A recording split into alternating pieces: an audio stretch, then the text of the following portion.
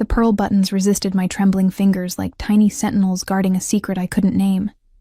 Each one seemed designed to mock me, positioned exactly where my shoulders couldn't quite reach, where flexibility gave way to the rigid panic settling into my spine. The dressing room of St. Catherine's Chapel smelled of lilies and old incense, a combination that had once seemed romantic, but now made my stomach turn with each shallow breath. I'd been alone for 17 minutes. I knew because I'd watched the antique clock on the wall tick through each excruciating second since Iris had rushed out to check on something. A commotion near the altar, she'd said, her face pale beneath her bridesmaid's makeup. That was a lie. I'd seen it in the way her eyes had darted away from mine, in the hesitation before she pulled the door closed. The mirror before me reflected a stranger in cream silk and Belgian lace, my dark hair arranged in an elaborate updo that had taken 2 hours and felt like it weighed 10 pounds.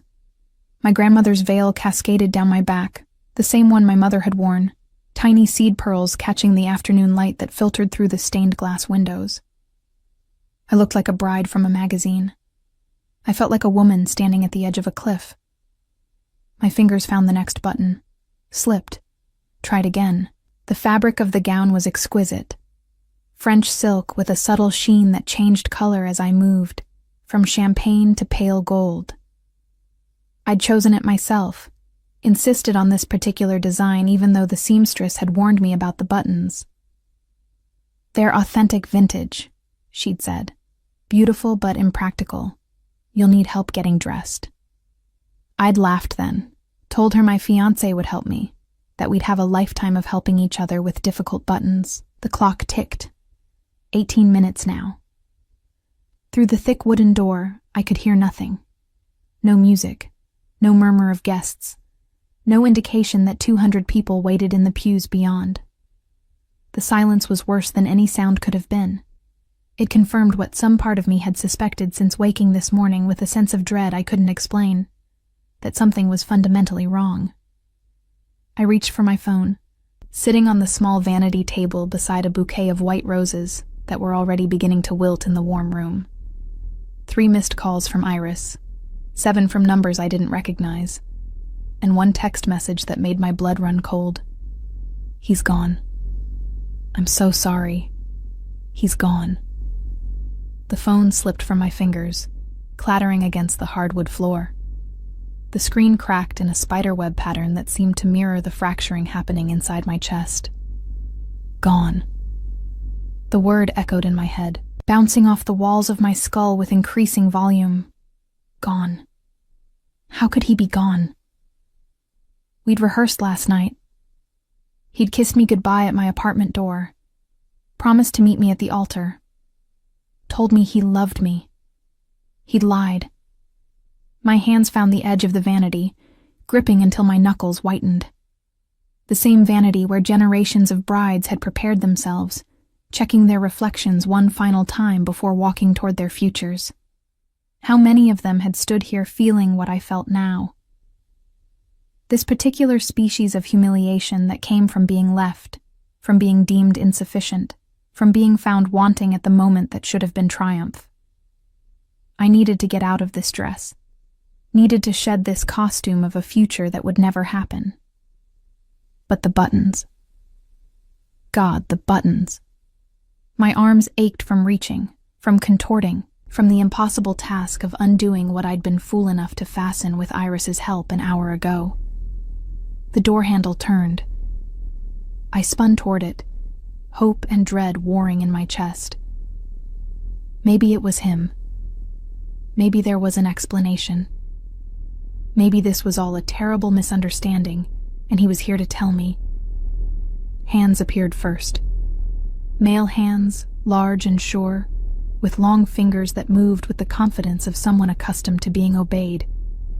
They reached toward me, and I froze, my breath catching as they found the top button at the base of my neck, the one I'd been struggling with for the past 5 minutes.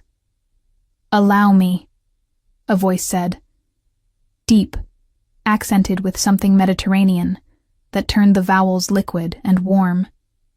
Italian, perhaps, or somewhere nearby. The hands worked the button free with disturbing precision. I should have screamed. Should have demanded to know who this stranger was, how he'd entered without knocking, what gave him the right to touch me.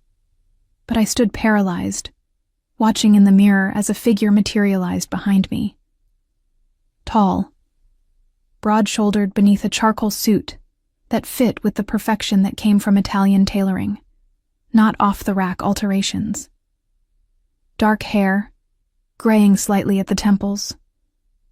A face that would have been handsome, if not for the hardness in it. The kind of hardness that came from seeing too much, doing too much, surviving what should have killed softer men.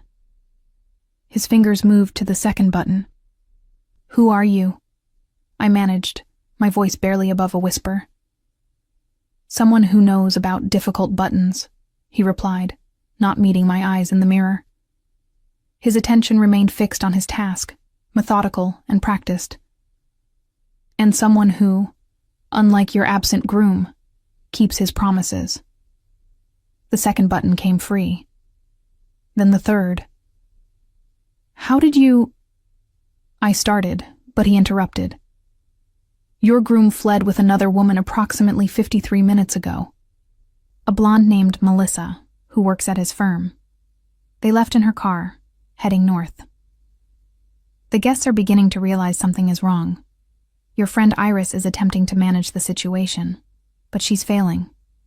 This will be a scandal by dinner time." Each word landed like a physical blow. 53 minutes. He'd been gone nearly an hour while I'd stood in this room, struggling with buttons, believing this was just a delay. And this stranger knew. This man I'd never seen before had information that should have been impossible for him to possess. "You're lying," I said, but there was no conviction in the words. "I rarely lie. It's inefficient." The fourth button, the fifth. His fingers brushed against my skin, barely touching, but enough to raise goosebumps despite the warmth of the room. Though I do occasionally omit details when complete honesty would be inconvenient. "Stop," I said. "Stop touching me. Get out." He paused, his hands hovering just below my shoulder blades. In the mirror, his eyes finally met mine. They were dark brown, almost black, with a depth that suggested intelligence and something else, a calculation happening behind them, an assessment being made. "I could leave," he said softly. "Let you struggle with these buttons for another 20 minutes, then face a chapel full of guests who already know you've been abandoned. Or you could let me finish what I've started, and then we could have a conversation about why I'm really here. Why are you here?" "To collect a debt." The words hung in the air between us, heavy with implications I couldn't begin to understand. A debt. What debt? I owed nothing. I'd lived carefully, modestly, on the income from my work as a translator and the small inheritance my grandmother had left me. My life was simple, contained, deliberately free of entanglements. "I don't know what you're talking about," I said. "No," he agreed. "You wouldn't. Your father made sure of that." His hands resumed their work, quicker now, as if he'd made a decision. "Charles Dubois, your father, dead 6 years, officially from a heart attack, though the stress of stealing 3 million euros probably contributed." The room tilted. My father. My quiet, methodical father, who'd worked as a corporate accountant, who'd taught me to balance a checkbook, who'd never owned anything flashier than a 5-year-old sedan, who'd died when I was 19, leaving me with enough insurance money for college and a small apartment, but nothing extraordinary. "My father was honest," I said, but my voice betrayed my uncertainty. Because wasn't that what everyone said? Didn't every criminal's child believe in their parents' integrity until confronted with evidence otherwise? "Your father was desperate." The stranger's voice softened almost imperceptibly. "He had gambling debts, significant ones. Debts to people who don't accept excuses or payment plans. So he did what desperate men do. He stole from someone powerful enough to make those debts disappear. He stole from me. The last button came free. The gown loosened around my shoulders, and I felt suddenly exposed despite still being fully clothed. I clutched the fabric to my chest, turning to face him directly rather than through the mirror's mediation. "You're lying," I repeated. "My father would never—" "Your father spent 18 months embezzling from accounts I used for legitimate business operations. By the time I discovered the theft, he'd moved the money through 6 different countries and died before I could recover it." He stepped back, giving me space, his hands folding behind him in a posture that suggested military training. "He left you as collateral. A contract signed in his own hand, witnessed and notarized, stating that should he fail to repay the debt within 10 years, his daughter would serve as settlement." I wanted to laugh. This was insane. Contracts didn't work that way. People couldn't be used as collateral. This was the 21st century, not some Victorian melodrama. "That's not legal," I said. "You can't enforce—" "Legal?" He smiled, and it transformed his face into something almost gentle, which was somehow more frightening than if he'd looked cruel.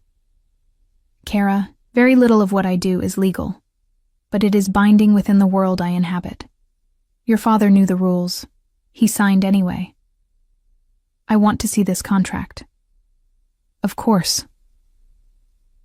He reached inside his jacket and produced a folded document, handing it to me with the same careful precision he'd used on my buttons. My hands shook as I opened it.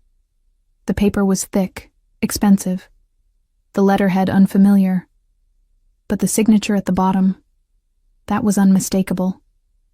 My father's flowing script, unchanged from the birthday cards and Christmas notes I'd saved. The date was 10 years ago, almost to the day. I would have been 15.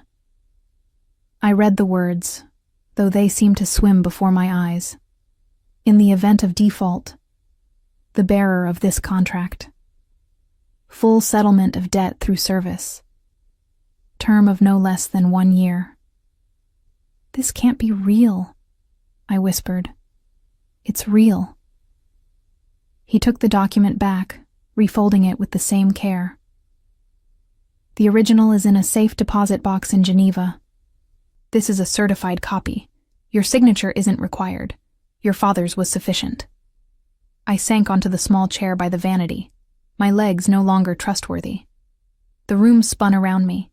The flowers, the mirror, this stranger who spoke of my father's crimes as casually as if discussing the weather. Everything I thought I knew was inverting, revealing an underside I'd never suspected existed. "What do you want from me?" I asked. "What was promised?" 1 year of your life. You'll come with me, live in my home, follow certain rules. At the end of that time, the debt is cleared, and you'll be free to go. And if I refuse?" His expression didn't change, but something shifted in his eyes, a flicker of something that might have been regret. "Then I'll collect in other ways that would be less pleasant for both of us. Your fiancé's law firm, for instance. I understand they represent several clients who would be concerned to learn certain details about their cases. Or your friend Iris. Her cafe operates without the proper health permits, I believe. Small infractions, but enough to shut her down." It wasn't a threat. It was a promise, delivered in the same calm tone he'd used to discuss my father's death. This was a man accustomed to getting what he wanted, who'd learned to apply pressure at exactly the right points to achieve compliance. "You're a monster," I said. "Yes," he agreed simply. "But I'm a monster who keeps his word. 1 year, nothing more. You have my guarantee of safety, of respect, of certain comforts. It's more than most people in your position would receive." "What's your name?" "Lorenzo Conti." The name meant nothing to me, but the way he said it suggested it should. Lorenzo Conti. I filed it away, along with every other detail, the gray at his temples, the scar along his left jawline, the way his accent softened certain consonants. If I was going to survive whatever came next, I needed to observe, to learn, to find weaknesses. "I need time," I said, "to think." "You have until the guests begin leaving. 20 minutes, perhaps. After that, your decision becomes much more public, and I'll be forced to be less courteous in my methods of persuasion." He moved toward the door, then paused. "Your groom was a coward, little dove. He couldn't even tell you himself that he was leaving. I, at least, have the courtesy to explain your future to your face." The door closed behind him with a soft click. I sat alone in the dressing room, my wedding gown open at the back, my veil still pinned to my elaborate hair, my life shattered around me like the broken screen of my phone. Through the door, I could hear the first murmurs of confusion from the chapel. Guests asking questions, Iris's voice, high with stress, trying to maintain control. My father had stolen from a man named Lorenzo Conti, had signed a contract using me as collateral, had died 6 years ago, leaving me to pay for sins I'd never known he'd committed. And my fiancé had fled with another woman, leaving me alone to face this impossible choice. 1 year. Lorenzo had promised 1 year. I looked at my reflection in the mirror, at the bride I'd been so briefly, at the woman I was becoming. The pearl buttons hung loose down my back, a metaphor I was too exhausted to fully process. I thought about running, about gathering my dress and simply disappearing through the side door. But Lorenzo had tracked my father across 6 countries and waited 10 years to collect his debt. Where could I possibly run that he wouldn't follow? The clock ticked. 19 minutes had passed since Lorenzo left. I stood, letting the gown fall away, stepping out of it carefully. Underneath, I wore simple white undergarments, practical and unadorned. I folded the dress over the back of the chair, smoothing out the wrinkles with automatic movements. My hands found the pins in my hair, removing them one by one until the elaborate updo collapsed and my dark hair fell around my shoulders. In my street clothes, jeans and a sweater I'd brought for changing after the reception, I looked like myself again. Or perhaps I looked like a new version of myself, one who understood that everything was negotiable. Everyone had secrets, and sometimes survival meant accepting terms you'd never imagined having to consider. I picked up my grandmother's veil from where it had fallen, folding it carefully into my bag. Whatever came next, I wouldn't leave that behind. Some things were worth keeping, even when everything else was lost. The door opened without my touching it. Lorenzo stood there, his expression unreadable. "Have you decided?" he asked. I met his eyes, finding that place inside myself where stubbornness lived alongside fear. 1 year, and then I'm free. 1 year? He confirmed. "You have my word." "The word of a monster," I said. "The only kind of word that matters," he replied, "because monsters at least are honest about what they are." He extended his hand toward me, and I stared at it for a long moment before placing my palm against his. His grip was firm, warm, and I felt the calluses that suggested he didn't spend all his time behind a desk. This was a man who knew physical work, who'd built his power through methods I probably didn't want to imagine. "Come," he said. "I have a car waiting. Your things will be collected from your apartment and delivered tomorrow." Just like that? I don't get to say goodbye. Would you prefer a farewell scene? Explanations you can't give? Questions you can't answer? His thumb brushed across my knuckles, a gesture that felt almost gentle. Sometimes, little dove, disappearing is a mercy to those left behind. He guided me through a side door I hadn't noticed, down a narrow hallway that bypassed the chapel entirely. Outside, the afternoon sun felt wrong. Too bright, too warm for what felt like the ending of everything.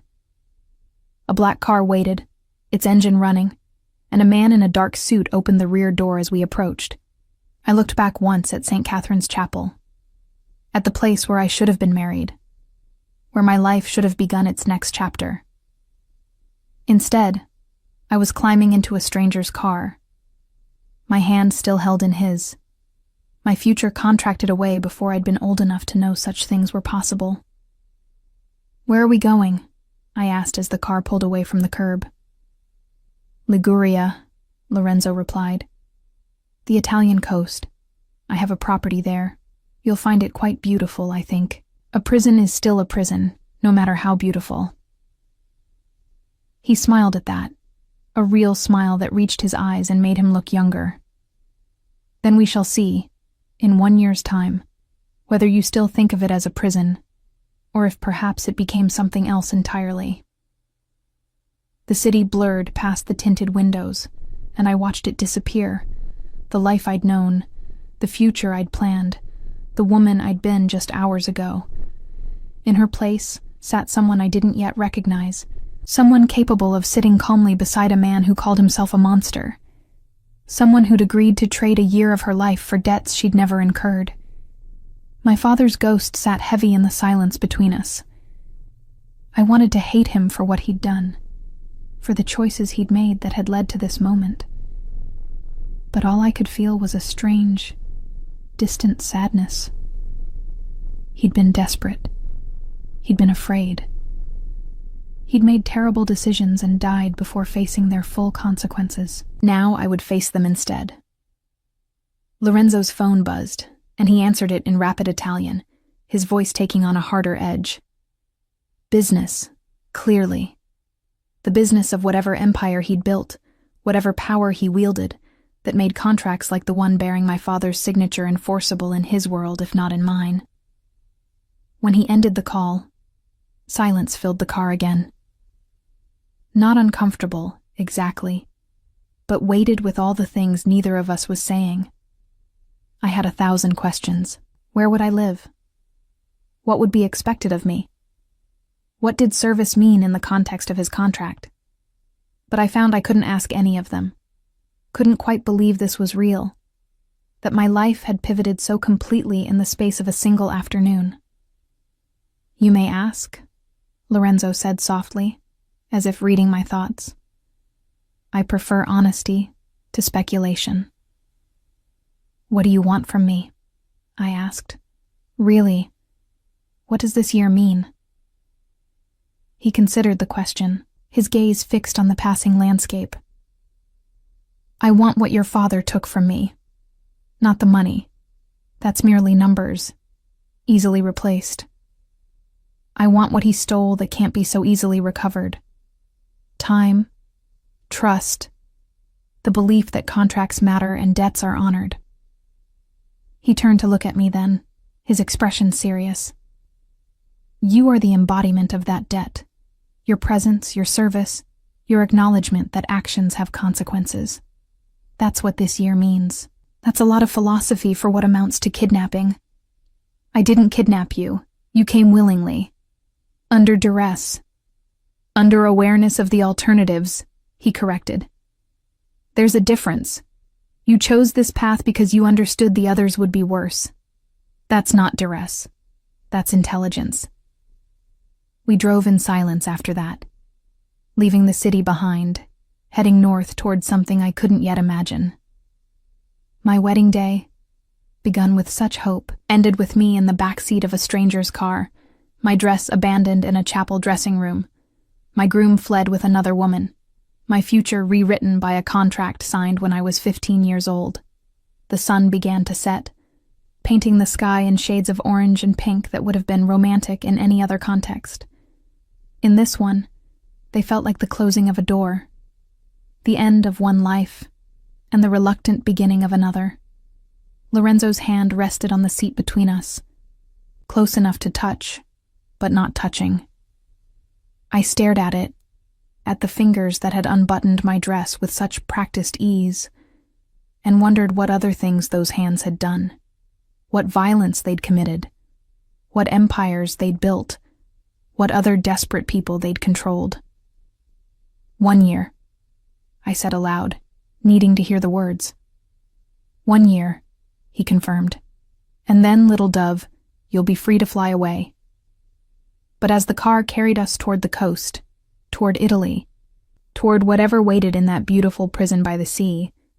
I couldn't shake the feeling that freedom was something that had already left me behind. Abandoned in a dressing room full of wilted roses, alongside a wedding gown with pearl buttons that had been too difficult for one person to manage alone, the villa appeared at dusk, perched on cliffs that dropped dramatically into the Ligurian Sea. I watched it materialize through the car window like something from a dream, or a particularly sophisticated nightmare. White stone walls caught the last rays of sunlight, turning them golden, while bougainvillea cascaded down terraces in violent bursts of magenta and deep purple. It was beautiful in a way that made my chest ache, the kind of beauty that felt like a punishment for crimes I hadn't committed. "Home," Lorenzo said simply, as if the word could encompass the sprawling estate before us. The car passed through iron gates that opened automatically, gliding up a drive lined with cypress trees that stood like dark sentinels against the twilight sky. I counted them, 23 on each side, because focusing on numbers kept me from thinking about what came next, about the fact that I was voluntarily entering a place I might not be able to leave. Felix, the man who'd driven us from the chapel, brought the car to a stop before a set of double doors carved with intricate patterns I couldn't quite make out in the fading light. He opened my door with the same practiced deference he'd shown throughout the journey, his expression neutral, but not unkind. He'd said perhaps 5 words to me in the past 6 hours, all of them courteous and completely uninformative. Lorenzo offered his hand as I stepped out, and I took it automatically, still not quite believing any of this was real. The air smelled different here, salt and citrus and something floral I couldn't identify. Jasmine, perhaps. The sound of waves reached me from somewhere below the cliffs, a constant rhythm that should have been soothing but instead felt like a clock counting down the days of my captivity. "Come," Lorenzo said, his hand shifting to the small of my back, guiding me toward the entrance. "You must be exhausted. I'll show you to your rooms, and then we can discuss the arrangements over dinner." "I'm not hungry," I lied. In truth, I hadn't eaten since breakfast, and my stomach had been growling for the past hour. "Nevertheless, you'll eat. I don't maintain guests who harm themselves through neglect." His tone was mild but absolute, the voice of someone accustomed to being obeyed in even the smallest matters. The interior of the villa matched its exterior in understated elegance. No guilt, no ostentation, just clean lines and carefully chosen pieces that spoke of wealth so secure it didn't need to announce itself. The floors were terracotta, worn smooth by what must have been centuries of footsteps. The walls held paintings I suspected were originals, though I was no expert. The furniture looked antique but comfortable, arranged in ways that suggested people actually lived here, that this wasn't just a showpiece. A woman appeared from a doorway to our left, older, perhaps 60, with silver-streaked dark hair pulled back in a severe bun. She wore a simple black dress and an expression that managed to be both professional and deeply disapproving. "Signora Rosa," Lorenzo said, and something in his tone shifted, became warmer. "This is Hazel. She'll be staying with us for a time. Please prepare the East Suite and have dinner sent up in an hour." Rosa's gaze traveled over me with the thoroughness of a customs inspector, taking in my jeans, my sweater, the bag I clutched like a lifeline. When her eyes met mine, I saw no sympathy there, just a cool assessment that found me somehow lacking. "As you wish," she said in accented English, her voice making it clear this was not at all as she wished. She turned and disappeared down a hallway, her footsteps echoing on the terracotta with military precision. "Rosa manages the household," Lorenzo explained, guiding me toward a staircase that curved upward along the far wall. "She's been with my family since I was a child. Her disapproval is legendary, but ultimately harmless. She doesn't approve of me being here. She doesn't approve of many things. It's one of her more endearing qualities." The staircase led to a second floor, with a long corridor punctuated by heavy wooden doors. Lorenzo stopped at the third one, producing a key from his pocket, with a flourish that felt almost mocking. "Your rooms," he said, unlocking the door and pushing it open. I stepped inside and felt my breath catch despite my determination not to show any reaction. The suite was enormous, larger than my entire apartment had been. A sitting area occupied the space near the windows, which I could see even in the gathering darkness overlooked the sea. Beyond that, through an open archway, I glimpsed a bedroom with a 4-poster bed that could have slept 4 people comfortably. Another door presumably led to a bathroom. The decor continued the villa's aesthetic of understated luxury. Cream-colored walls, dark wood furniture, touches of gold in the mirror frames and light fixtures. Fresh flowers, white roses and that jasmine I'd smelled outside, filled a vase on a small table. Everything was immaculate, as if these rooms had been prepared specifically for my arrival. "How long have you been planning this?"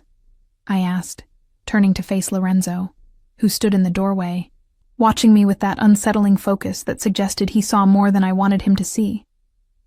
"The rooms have been ready for some time. I knew this day would come eventually. Your father's contract had a term. When it expired without repayment, I began making arrangements. You've been watching me. For how long?" He didn't deny it. 2 years, since the contract's expiration date approached. I needed to know where you were, what your circumstances were, whether you presented any flight risk. The violation of it settled over me like a physical weight. 2 years. He'd been tracking me, observing me, learning my habits and routines while I'd gone about my life in blissful ignorance. Every coffee shop I'd frequented, every late night at the translation agency, every dinner with Iris. He'd known. He'd been there, invisible but present. "You knew about the wedding," I said, the pieces falling into place with horrible clarity. "That's why you waited until today. Maximum impact." "I knew about the wedding," he confirmed, "and about your fiancé's affair with Melissa. I knew he would run. The man was a coward. It was only a matter of when he'd reveal it. You could have told me, warned me. To what end? You wouldn't have believed a stranger, and even if you had, you'd have married him anyway. People rarely abandon their carefully constructed illusions until reality forces the issue." He stepped fully into the room, closing the door behind him. This way was cleaner, one crisis instead of several. I wanted to argue, to tell him he was wrong, but I couldn't quite convince myself. Would I have believed warnings about my fiancé from a man claiming my dead father owed him millions? Or would I have dismissed it as an elaborate scam, some attempt to extort money or disrupt my life? "Your things will arrive tomorrow," Lorenzo continued, moving to the windows and drawing the curtains closed with efficient movements. "Rosa has placed some essentials in the bathroom, and the armoire contains clothing in your size if you need something before your belongings arrive." "More preparation," I said bitterly. "More watching and planning. I'm thorough. It's how I've survived in a business where carelessness is often fatal." He turned back to me, and in the lamplight, his features seemed softer, the harsh lines of his face slightly blurred. "I understand you're angry. You have every right to be, but anger won't change your circumstances. Adaptation will serve you better." "Is that what you tell all your prisoners? Adapt or suffer?" "I tell them to be intelligent about their situation, to recognize what can be changed and what can't, to choose their battles with care." He moved toward the door, then paused with his hand on the handle. "The door locks from the inside. You have complete privacy in these rooms. However, the windows are sealed and alarmed. If you attempt to leave through them, Felix will know within seconds, and I'll be forced to implement less pleasant security measures. I'd rather not." "Less pleasant than being a captive?" "Yes." The single word carried a weight that made my skin prickle. "I've given you the courtesy of comfort and autonomy. Don't make me regret it." He left, the door closing with a soft click that somehow sounded like a cell door locking. I stood in the center of the enormous room, my bag still clutched in my hand, and felt the full weight of my situation settle over me. This was real. This was happening. I was in Italy, in a villa on the Ligurian coast, the property of a man who called himself a monster, and proved it through actions that were all the more frightening for their calm efficiency. My phone, still cracked from where I'd dropped it in the chapel, showed no signal. Of course not. I was willing to bet Lorenzo controlled the Wi-Fi here, monitored every byte of data that came in or out. Even if I could call for help, who would I call? The police? And tell them what? That I was being held against my will based on a contract my father had signed? A contract that probably wouldn't stand up in any legitimate court but carried weight in whatever shadow world Lorenzo inhabited?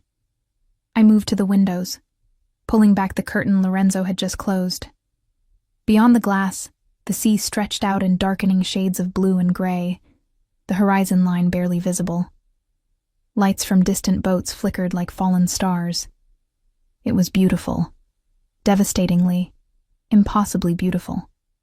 And I would have traded it all for my cramped apartment in the city, with its leaking faucet and noisy neighbors and complete ordinary freedom. A knock at the door made me turn. "Signora?" Rosa's voice, still disapproving. "Come in," I said, because what else could I say?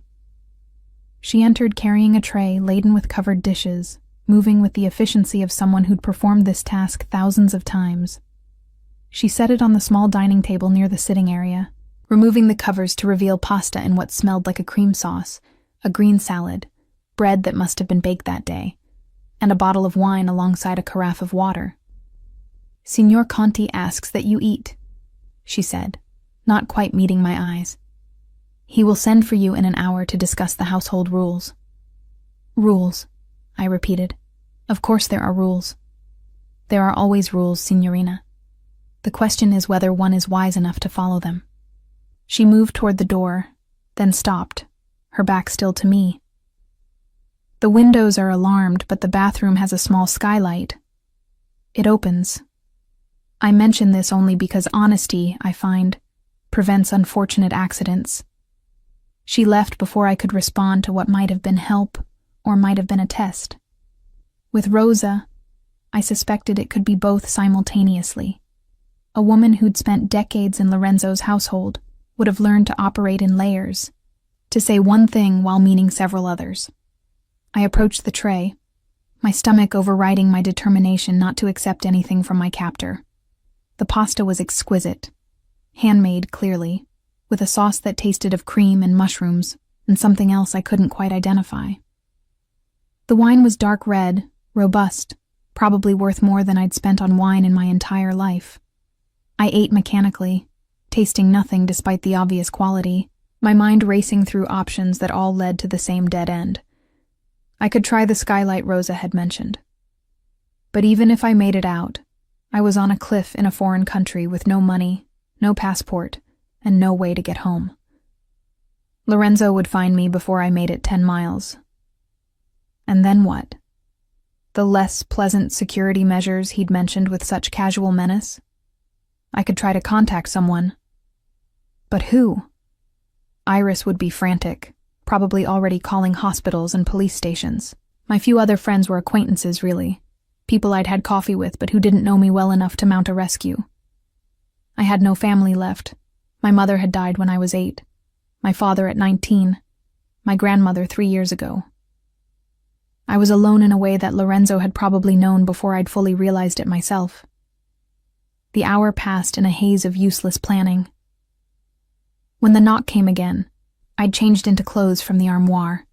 Simple black pants and a white blouse that fit perfectly, because of course they did, and steeled myself for whatever came next. Lorenzo stood in the hallway, now dressed more casually in dark pants and a shirt with the sleeves rolled to his elbows. Without his jacket, he looked somehow more dangerous, the powerful build of his shoulders and arms evident in a way the tailoring had masked. "Come," he said. "We have things to discuss." I followed him down the corridor to a study that occupied the villa's corner, with windows on 2 walls that would offer stunning views in daylight. Now they reflected the room's interior back at us. The desk laden with papers and a laptop, the bookshelves filled with volumes in multiple languages, the bar cart in one corner with its array of expensive liquors. Lorenzo gestured to a chair across from his desk, then poured 2 glasses of amber liquid before settling into his own seat. He slid 1 glass across to me. "I don't drink whiskey," I said. "You do tonight. It will make this conversation easier." I took the glass but didn't drink, cradling it between my hands and feeling its warmth. The whiskey smelled of smoke and something sweet, expensive, like everything else in this place. "The rules," Lorenzo began, steepling his fingers before him in a gesture that suggested he'd given this speech before, "are simple. You may move freely within the villa and its grounds. The beach below is accessible via a staircase cut into the cliff. It's private, and you may use it as you wish during daylight hours. After dark, the grounds are patrolled, and you're expected to remain inside." "Patrolled by whom?" "Men who work for me. Security is necessary given my business interests. You needn't concern yourself with them. They have instructions not to interact with you beyond ensuring your safety." "My safety or my compliance?" "Both." He took a sip of his whiskey, his expression unreadable. "You'll take your meals with me unless I'm away on business. Rosa will establish a schedule that accommodates both our needs. You're not expected to cook or clean. Staff handles those tasks. What I do expect is your presence, your conversation, and your company." "Company," I repeated, the word heavy with implications I didn't want to examine. "Not in the way you're imagining." His gaze sharpened. "I want your company as in companionship, someone to dine with, to discuss books and art and the 1,000 small things that make life interesting. I don't require physical intimacy, nor will I force it. That's not the nature of this arrangement." The relief that flooded through me was so intense it made me dizzy. I'd been trying not to think about that possibility, pushing it away every time it surfaced, but it had lurked beneath every interaction like a shark in dark water. "Why?" I asked. "If you don't want that, then what's the point of keeping me here? What does my presence actually give you?" He was quiet for a long moment, his fingers tracing the rim of his glass. When he spoke, his voice was different, softer, with an undercurrent of something I couldn't quite name. "My mother left when I was 12, walked out one morning and never came back. My father spent the rest of his life building this empire." He gestured vaguely at the room, the villa, the world beyond, and telling me that loyalty was the only currency that mattered, that contracts were sacred, that a man's word, once given, could never be broken without destroying everything. That's a lot of philosophy for keeping someone prisoner. You're not a prisoner. You're fulfillment of a contract. There's a difference. He leaned forward, and the lamplight cast his features into sharp relief. "Your father signed an agreement. He took my money, made promises, and then vanished with both. That betrayal, that broken contract, it represented everything my father taught me to despise. Recovering you, holding you to the terms your father agreed to, it's not about money or revenge. It's about maintaining the principle that contracts matter, that actions have consequences, that the world operates on certain rules, and breaking them has a cost. That's insane. Perhaps. But it's my insanity, and you're living in it now." He finished his whiskey in one swallow, then poured himself another measure. 1 year, Hazel. Give me 1 year of acknowledging that debt exists, that contracts bind, that your father's actions meant something beyond the immediate theft. That's all I'm asking. You're asking for my life.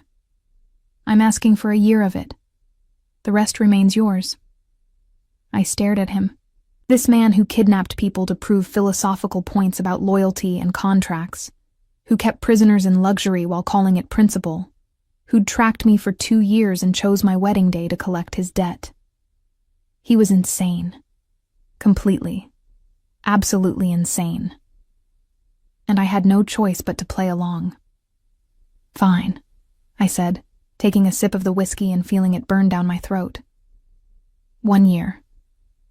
But I want something in return. His eyebrows rose slightly. You're negotiating? You said you value contracts. Consider this a counteroffer to the terms. A smile ghosted across his lips. What do you want?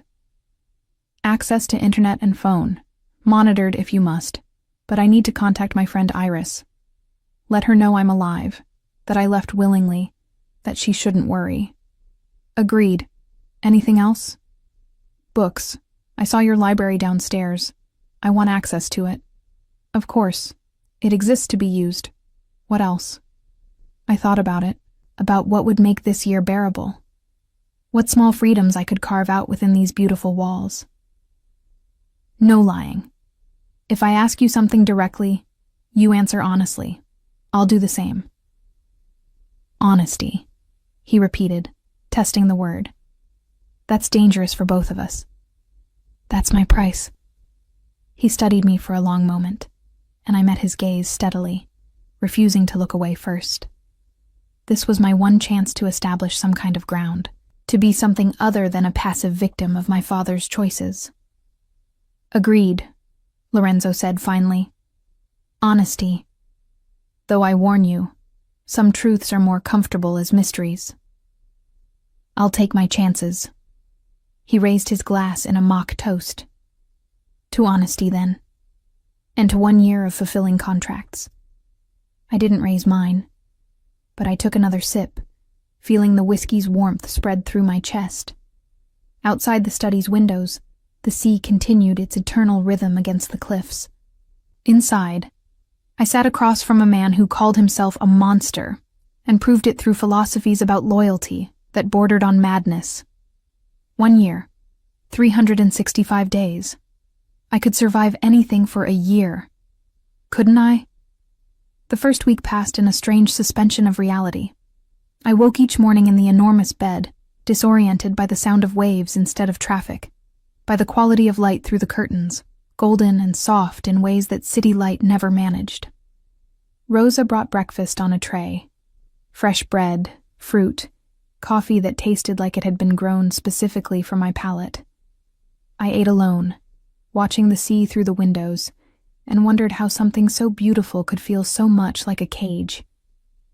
Lorenzo appeared for dinner each evening, punctual to the minute. We ate in the formal dining room at a table that could have seated 12, but felt somehow intimate with just the two of us at opposite ends. He asked questions about my work as a translator, about the languages I spoke, French, Italian, some German, and seemed genuinely interested in the answers. I asked nothing in return, maintaining a silence I hoped conveyed my continued resistance. On the 8th day, I broke. Why do you eat dinner with me? I asked, setting down my fork with more force than necessary. You could have your meals brought to your study. You don't need to play at civility. Lorenzo looked up from his pasta. We always had pasta, a different preparation each night, each more exquisite than the last, and something that might have been amusement flickered across his face. I told you, I value company, conversation. You don't need me for that. You could hire someone, pay them actual money instead of extracting a year of their life. But then I wouldn't have the satisfaction of a contract fulfilled. He took a sip of wine, his eyes never leaving mine. Besides, paid companions tell you what you want to hear. You, on the other hand, seem pathologically incapable of false courtesy. It's refreshing. Glad my captivity is refreshing for you. There it is, that particular acid tone. Rosa says you've been wandering the library during the day, pulling out books and reading them in the garden. She's scandalized that you don't put them back in the proper order. I'm not a librarian. No, you're a translator, which is why I have a proposal. I waited, wary of where this was heading. Lorenzo produced a folder from beneath his napkin. Had it been there all through dinner? And slid it across the table's polished surface. Inside were documents in what looked like Russian, dense paragraphs of Cyrillic text that meant nothing to me at first glance. I have business associates in Moscow, he said. Legitimate business before you ask. Import-export, mostly. These contracts need translation into Italian. My usual translator is unavailable, and I thought you might welcome something to occupy your time beyond antagonizing Rosa's filing system. I stared at the documents, then at him. You want me to work for you? I want to pay you to work. There's a difference. Your presence here satisfies your father's debt, but your labor, your professional skills, those belong to you. I'm offering standard rates for contract translation. We can set up an account in your name. The money will be yours to do with, as you wish. It was manipulation. Obviously, it was manipulation. Give the prisoner a purpose. Make her feel useful. Blur the lines between captor and employer until she forgot which was which. I should refuse on principle, maintain my resistance, not let him think he could buy my cooperation. But the truth was, I was going mad with boredom. The villa was beautiful. The grounds were stunning, but I'd never been someone who could simply exist in luxury. I needed purpose, problems to solve, the particular satisfaction that came from turning one language into another while preserving meaning and nuance. What's the catch? I asked. No catch, though I will need the translations completed within 2 weeks. Can you manage that timeline? I flipped through the documents. Standard commercial contracts, as far as I could tell. Terms of sale, shipping agreements, payment schedules. Nothing obviously criminal, though with Lorenzo, I'd learned to trust nothing at face value. Yes, I said. I can manage it. Excellent. I'll have a desk and laptop set up in your sitting room tomorrow. Rosa will show you where to find any reference materials you need. He returned to his dinner, as if we'd just negotiated something mundane instead of the first crack in the wall between us. That night, I lay in bed and thought about my father. Before he died, when I was 19 and home from my first year of university, I'd found him in his study late one night, staring at spreadsheets with an expression I'd never seen before. Terror. Pure, undiluted terror that turned his face gray. "Papa?" I'd said from the doorway. "What's wrong?" He'd closed the laptop quickly, forcing a smile. "Nothing, Kyra, just work stress. Nothing for you to worry about." I'd believed him, hugged him, and gone back to bed, never questioning why an accountant would look so frightened of numbers. 3 weeks later, he was dead. Heart attack, the doctor said. Stress-related. And I'd inherited his apartment, his savings, his life insurance, never knowing that beneath it all was a debt to a man named Lorenzo Conti, and a contract signed with my life as collateral. Had he planned to tell me? Had he spent his last years carrying that secret, knowing what would come when the contract's term expired? Or had he convinced himself that somehow he'd fix it, that he'd find the money, that his daughter would never have to pay for his desperation? I wanted to hate him for it. Some days I did hate him, lying here in luxury that felt like punishment, my freedom bought with his theft. But mostly I just felt sad. Sad for the man who'd raised me alone after my mother died, who'd taught me to love books and languages, who'd worked so hard to give me opportunities he'd never had. Sad that his last years had been consumed by fear. Sad that I'd never know if he'd loved me enough to tell me the truth, or if his silence had been its own form of protection. The moon was full that night, its light streaming through the curtains I'd deliberately left open in small rebellion. I rose and went to the window, looking out at the sea turned silver beneath that ancient light. Far below, I could see a figure standing on the beach. Lorenzo, I realized, his form recognizable even at this distance. He stood perfectly still, hands in his pockets, staring out at the water as if searching for answers in its endless rhythm. Even monsters, it seemed, had sleepless nights. The next morning, I found the desk and laptop exactly where Lorenzo had promised, positioned near the window in my sitting room. The laptop was new, probably purchased specifically for this purpose, and when I opened it, I found translation software already installed, along with access to online dictionaries and reference materials. Efficient.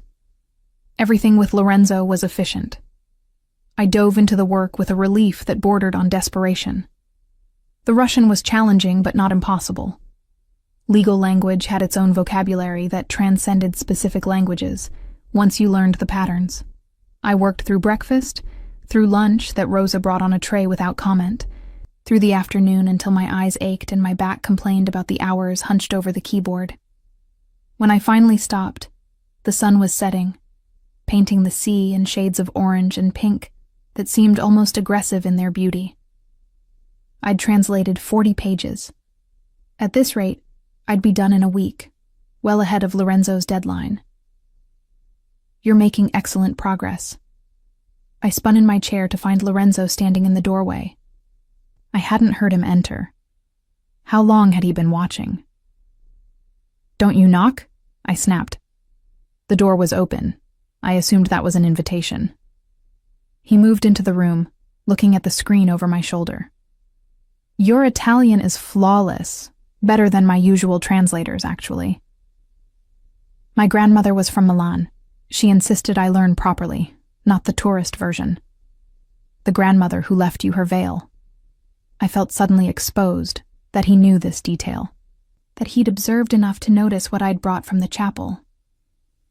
Yes, that grandmother. She would have despised me, Lorenzo said, and there was something like fondness in his voice. Italian grandmothers have very particular views about proper courtship. Kidnapping the bride on her wedding day would not qualify. This isn't courtship. No, he agreed. It's something else entirely. I'm not sure there's a word for it. He pulled the second chair close to mine. When had that been brought in? And sat, his attention on the screen rather than on me. This close I could smell his cologne, something with cedar and spice. Expensive without being overpowering. "This clause here?" he said, pointing to a paragraph I'd just translated. "You've written force majeure. But the Russian is more specific. It's excluding political upheaval specifically. The distinction matters." I looked at where he was pointing, then back at the Russian text. He was right. The nuance was subtle, but it changed the meaning in ways that could be significant. "Your Russian is good," I said, grudgingly impressed. "Necessary for business. Though I prefer Italian. It's a language that understands the importance of food and family. Russian is efficient but cold, like its winters." "Have you been to Russia?" "Many times. Moscow mostly, though I've spent time in St. Petersburg as well. Beautiful cities, though the cold is brutal if you're not prepared for it." He leaned back in the chair, and I realized this was the most relaxed I'd seen him. The usual vigilance in his posture slightly loosened. "You'd like St. Petersburg, I think. The museums alone would occupy you for months." "Will I see it? On this year of captivity?" "That depends. If you prove trustworthy, travel isn't out of the question. I have business throughout Europe." "Trustworthy," I repeated, tasting the word's bitter irony. The prisoner earning her captor's trust. The woman fulfilling a contract earning the recognition that she's not a flight risk. Language matters, Hazel. Choose your words carefully. They shape reality more than you know. I wanted to argue, but I was too tired, and he was too close. And some part of me was starting to forget that this man was my enemy. That was the real danger, I realized. Not violence or cruelty, but this, the slow erosion of boundaries, the gradual comfort with captivity, the way he made philosophical debates feel like conversation between equals rather than manipulation. "I should finish this section before dinner," I said, turning back to the screen. "Of course, I'll leave you to it." He stood, then paused. "For what it's worth, your father would be proud of your work. You have his gift for numbers and language both." "Don't," I said, my voice sharper than I'd intended. "Don't talk about him like you knew him, like you cared." I didn't care about him. But I did know him, in a way. He was desperate and afraid, and made terrible choices because of it. Those are things I understand intimately. He moved toward the door, then looked back. We're not so different, your father and I.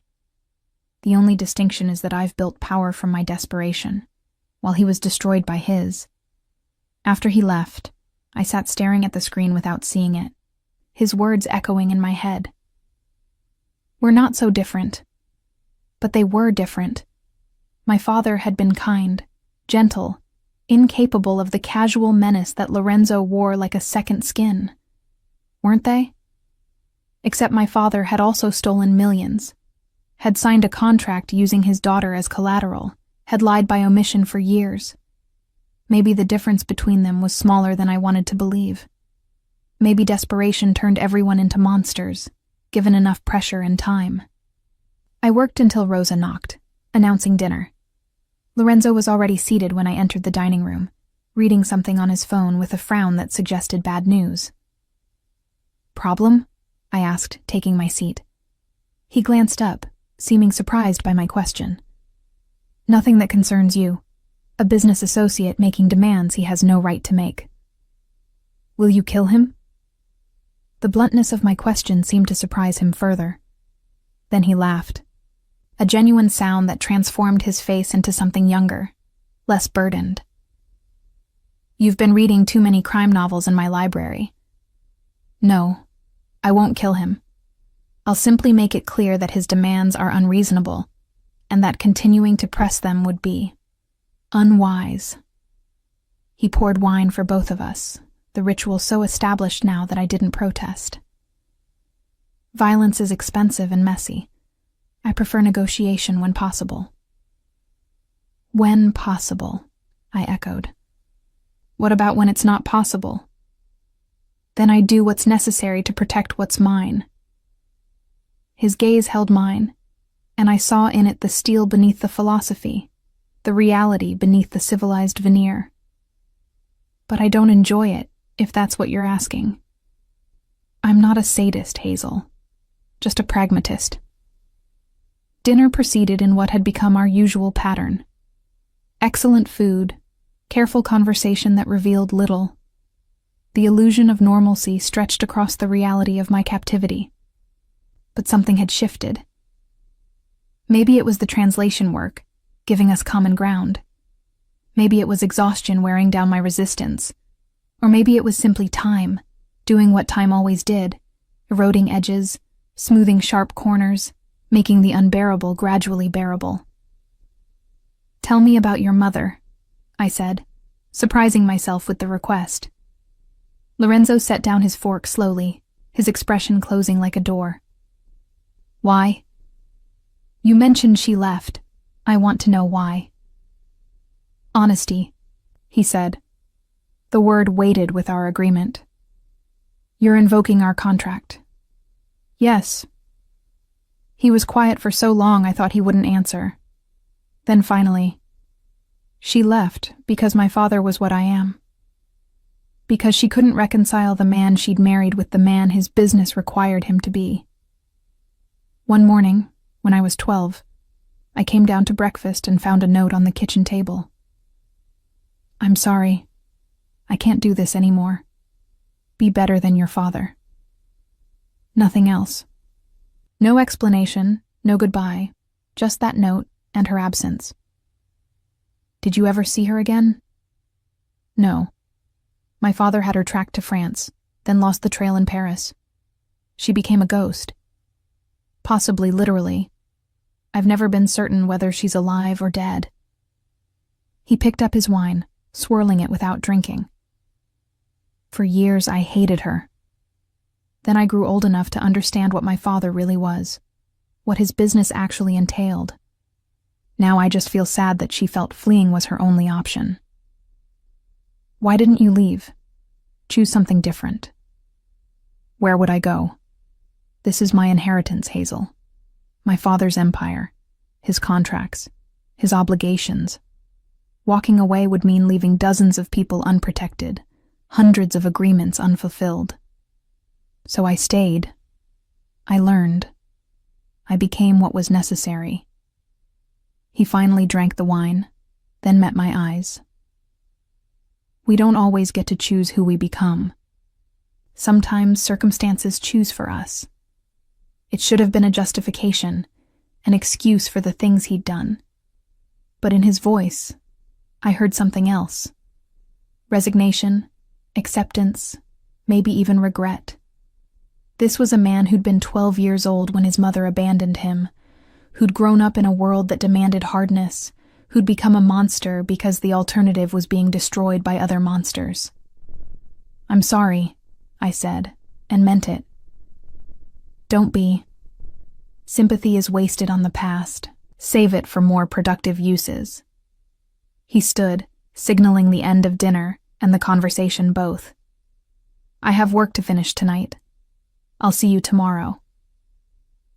I watched him leave. This man who was my captor and my employer, my enemy, and increasingly something I couldn't quite name.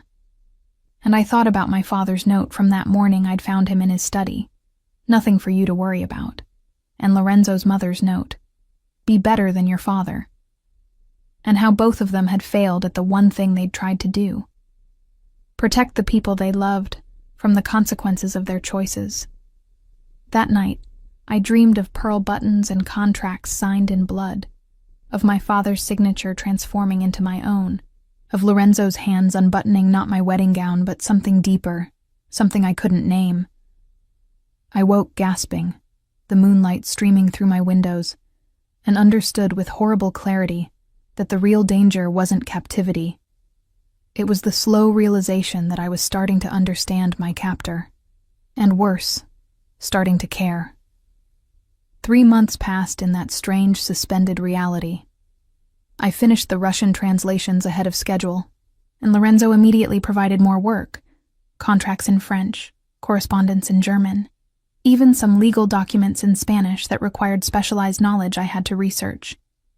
The money accumulated in an account he'd set up, numbers that represented freedom I couldn't yet access, but that nevertheless felt like a kind of power.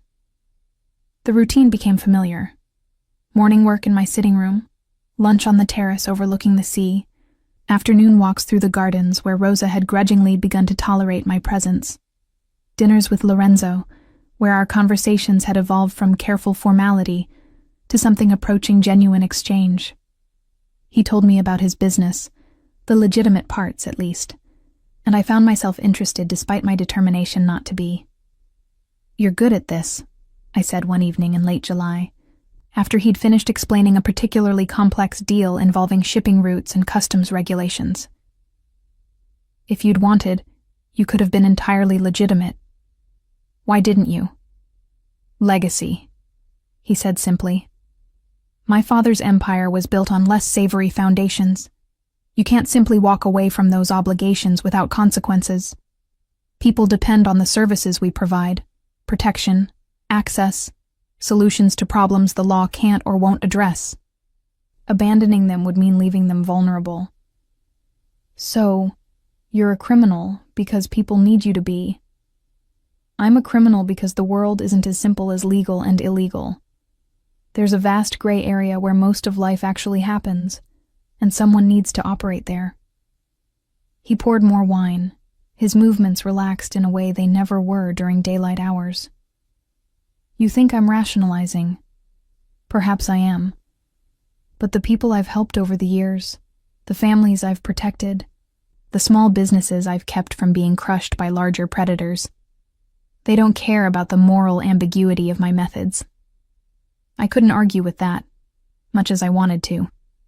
The truth was more complicated than I'd believed when I'd first stepped into his car, more nuanced than the simple categories of good and evil I'd tried to maintain. "Why me?" I asked, the question I'd been circling for months finally emerging. "You could have collected the debt in other ways. Money, property, whatever my father took. Why insist on this year of my life?" Lorenzo was quiet for a long moment, his gaze fixed on the candles burning between us. When he finally spoke, his voice was softer than I'd ever heard it. "Because money is meaningless. I have more than I could spend in 10 lifetimes. Property is just things. What your father took wasn't really the money. It was the principle that contracts matter, that agreements bind, that a man's word means something. He looked up, meeting my eyes. You're not here to repay the debt. You're here as proof that contracts have meaning, that someone somewhere still believes in honor and obligation, even if it's enforced rather than voluntary. That's insane. Yes, he agreed, but it's my insanity, and it keeps a certain order in my world. Without it, everything collapses into chaos. Before I could respond, his phone buzzed with the particular urgency that meant business couldn't wait. He glanced at it, his expression hardening instantly. I need to take this, he said, standing. We'll continue this conversation another time. He disappeared into his study, and I sat alone at the table, Rosa appearing from nowhere to clear the plates with her usual silent efficiency. Through the study's closed door, I could hear Lorenzo's voice, sharp with anger or command. It was hard to tell which. Something was wrong. Even from here, I could sense the change in atmosphere, the way the villa itself seemed to hold its breath. An hour later, Lorenzo emerged, his face a mask of controlled fury. Pack a bag, he said. We're leaving in 30 minutes. What? Where? Venice. There's a situation that requires my immediate attention. His gaze swept over me, assessing. You're coming with me. It's not safe to leave you here right now. Not safe from whom? People who might think taking you would give them leverage over me. I won't risk it. He was already moving toward the stairs. Pack for 3 days. Formal clothes. We'll be attending some business functions. Rosa will help you. 25 minutes later, I sat in the back of a car beside Lorenzo, my hastily packed bag in the trunk, watching the villa disappear behind us. Felix drove with the same efficient calm he'd shown on that first journey, but the 2 additional cars following us, filled with men I'd glimpsed around the property but never spoken to, suggested this was more serious than Lorenzo was letting on. What's happening? I asked as we joined the highway heading north. A business associate has forgotten the terms of our arrangement. I need to remind him. Lorenzo's jaw was tight, his usual careful control fraying at the edges. He's holding a dinner party in Venice tomorrow night. I'll be attending. You'll be with me. As what? Your translator? Your prisoner on display? As my companion. As proof that I'm not isolated, not vulnerable, not someone to be tested. He turned to look at me, and I saw in his eyes something I'd never seen before. Genuine concern. Not for himself, but for me. I know this isn't what we agreed to, but circumstances have changed. I need you visible, beside me, demonstrably under my protection. Can you do that? Do I have a choice? There's always a choice, Hazel. But some choices have consequences worse than others. We drove through the night, stopping only once for fuel and coffee.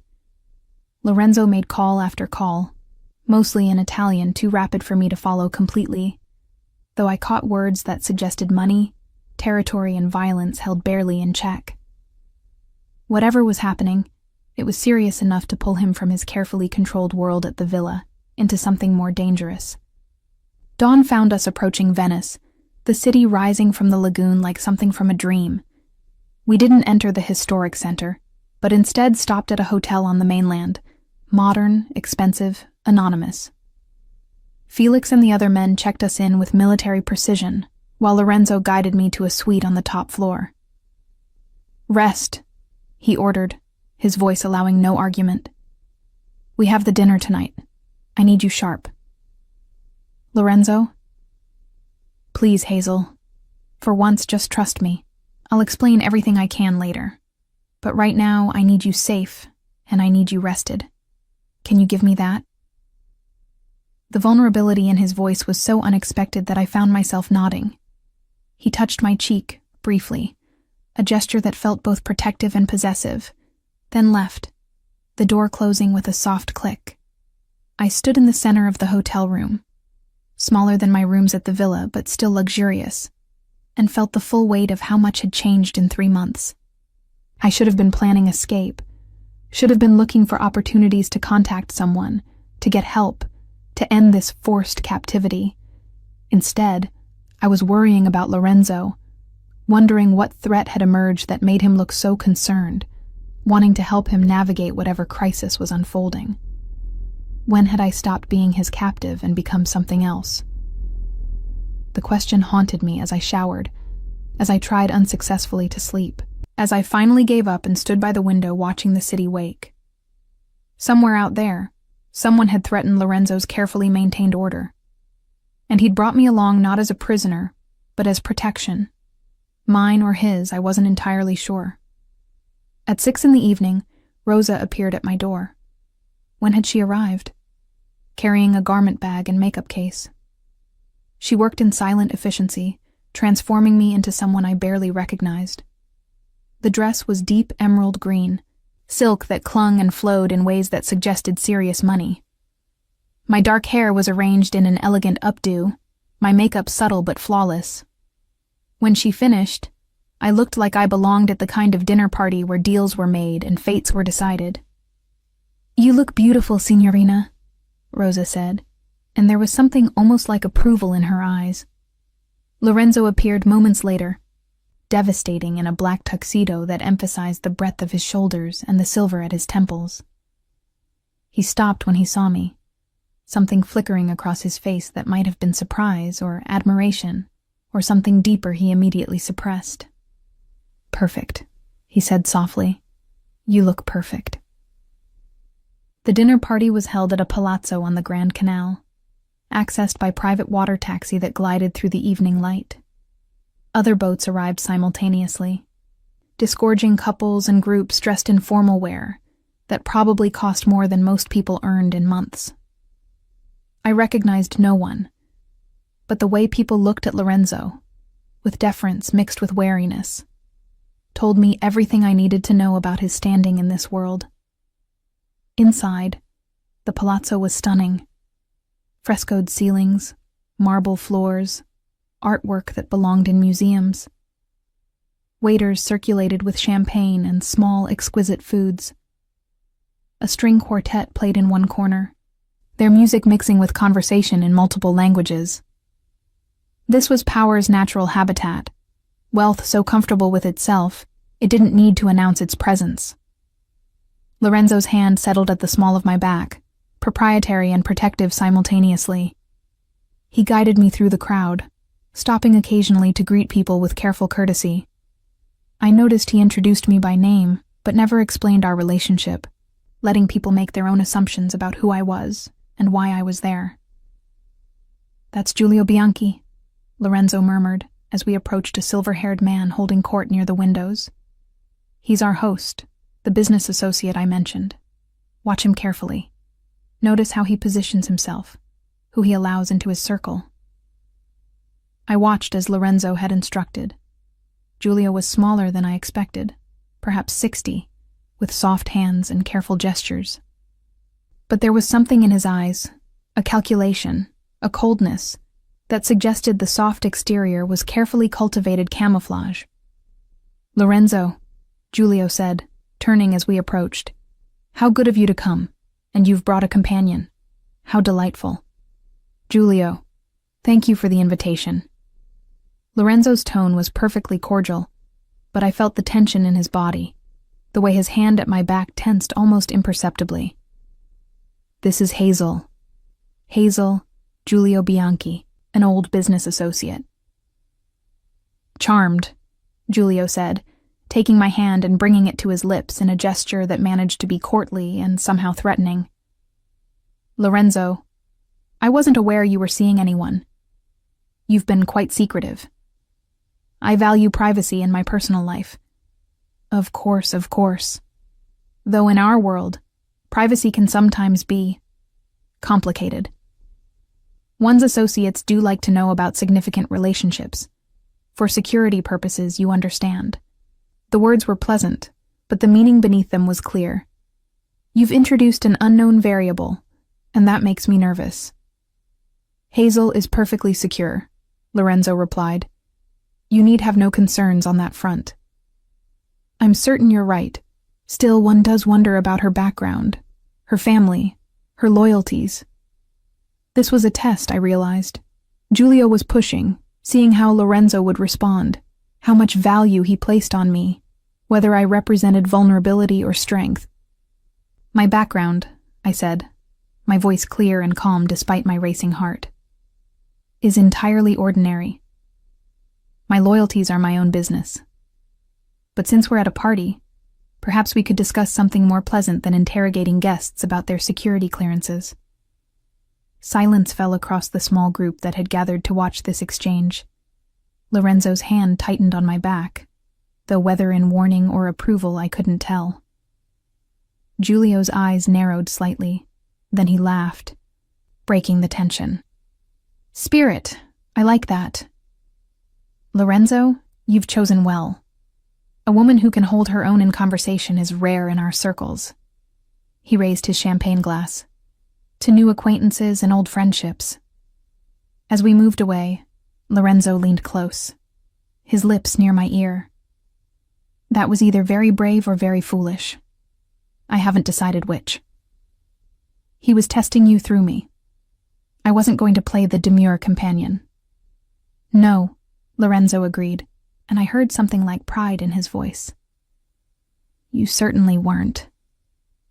The rest of the evening passed in a blur of faces and conversations, all conducted with the careful politeness that characterized interactions between predators.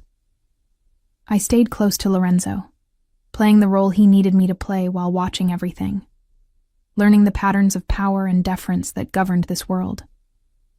It was exhausting and fascinating in equal measure. We left near midnight, Lorenzo's hand still at my back as he guided me to the waiting boat. Once we were alone on the water, the palazzo receding behind us, he finally exhaled, some of the tension draining from his shoulders. You did well tonight, he said. Better than I could have hoped. What was the point of all that? The power display? Giulio has been suggesting that my operation has become vulnerable, that I'm isolated, distracted, not paying sufficient attention to business.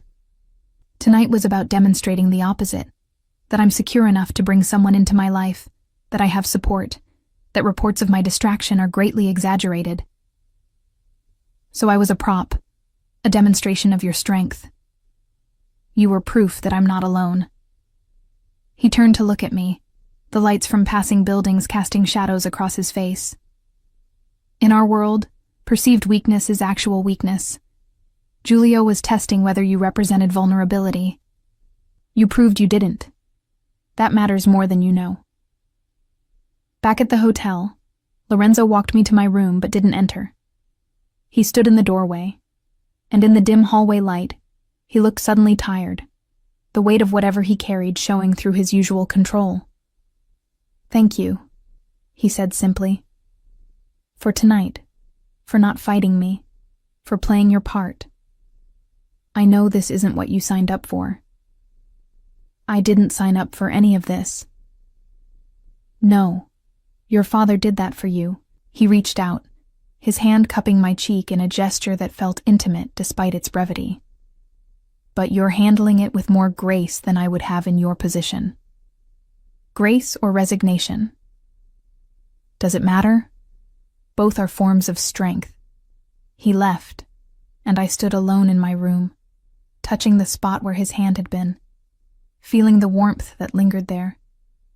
3 months ago, I would have recoiled from his touch. Now I found myself wishing he'd stayed, that we'd continued talking, that the evening didn't have to end with me alone and him retreating to whatever burdens waited in his own room. This was the real danger.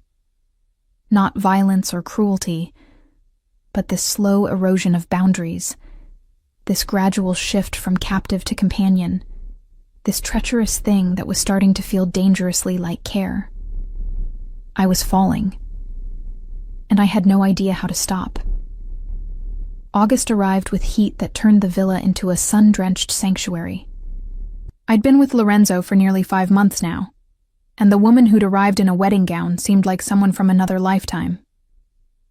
I worked through the mornings, translating documents that I'd learned to read with new understanding, seeing beneath the legal language to the networks of obligation and protection that formed the skeleton of Lorenzo's empire. He was gone more frequently now, traveling to Milan, to Rome, to places he didn't name. But he always returned, and I'd learned to recognize the signs of his arrival, the change in the household's rhythm, the way Rosa moved with renewed purpose, the particular quality of silence that preceded his footsteps in the hall. "You're becoming comfortable here," he observed one evening over dinner. We'd moved from the formal dining room to the terrace as summer deepened, eating while the sun set over the sea in shades of amber and rose. Comfortable is the wrong word. Accustomed, perhaps. What's the difference? Comfortable suggests contentment. Accustomed just means I've adapted to circumstances beyond my control. I set down my fork, meeting his gaze across the table. "It's survival, Lorenzo, not acceptance. And yet you smile more now, I've noticed. When you're working, when Rosa makes some cutting remark you think I don't hear, even sometimes when we talk like this." He was right, though I hated admitting it. The sharp edges of my anger had worn down over months of routine and careful conversations, replaced by something more complex. Not forgiveness, I wasn't capable of that yet, but a kind of understanding that made simple hatred impossible. "You're less terrible than I expected," I said, the admission feeling like surrender. "That doesn't make this right." "No," he agreed, "but it makes it bearable. For both of us." His phone buzzed, and his expression shifted as he read the message. The warmth that had been building between us cooled instantly, replaced by the careful control I recognized as his armor against the world. "I need to go away for a few days," he said, standing. "Felix will stay. The security team will be doubled. You're not to leave the grounds." "What's happened?" "Nothing that concerns you." But the tightness in his jaw suggested otherwise. "Promise me you'll stay inside." "Lorenzo." "Promise me, Hazel." His voice carried an urgency I'd never heard before. "Whatever you think of me, of this arrangement, promise me you won't do anything foolish while I'm gone." The fear in his eyes was genuine. That more than anything made me nod. "I promise." He left that night, the villa feeling strangely empty without his presence.